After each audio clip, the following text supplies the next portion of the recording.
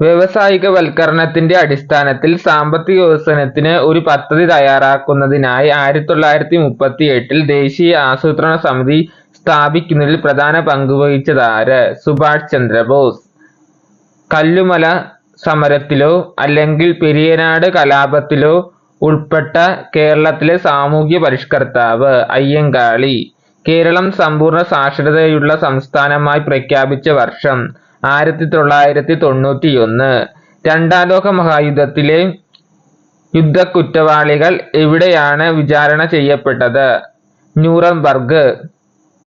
18ാം നൂറ്റാണ്ടിൽ താഴെ പറയുന്ന തത്വചിന്തകരിൽ ആരാണ് ഈ പ്രസിദ്ധമായ വാക്കുകൾ പറഞ്ഞത്? മനുഷ്യൻ സ്വതന്ത്രനായി ജനിക്കുന്നു, പക്ഷെ എല്ലായിടത്തും ചങ്ങലയിലാണ്. Gene Jacques Rousseau. താഴെ പറയുന്നവയിൽ ഏതാണ് ഐക്യരാഷ്ട്രസഭയുടെ ഔദ്യോഗിക ഭാഷ അല്ലാത്തത്?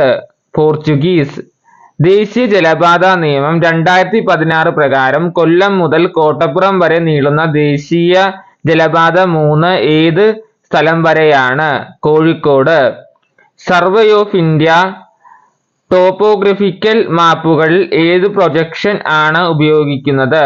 പോളികോണിക്. 2024 പുതുവർഷ ദിനത്തിൽ 7.5 സ്കെയിലിൽ ഭൂകമ്പവും വിനാശകരമായ സുനാമിയും അനുഭവിച്ച നോട്ടോ ഏത് ഏഷ്യൻ രാജ്യത്താണ്? ജപ്പാൻ. ഒരു സങ്കോചപരമായ ധനനയത്തിൽ സർക്കാർ എന്താണ് ചെയ്യുന്നത്? കുറഞ്ഞ സർക്കാർ ചെലവ്, ഉയർന്ന നികുതികളും. എൻ്റെ വീഡിയോ ഇഷ്ടമായെങ്കിൽ ലൈക്ക് ചെയ്യുക, ഷെയർ ചെയ്യുക, സബ്സ്ക്രൈബ് ചെയ്യുക. Thank you for watching. Have A nice day.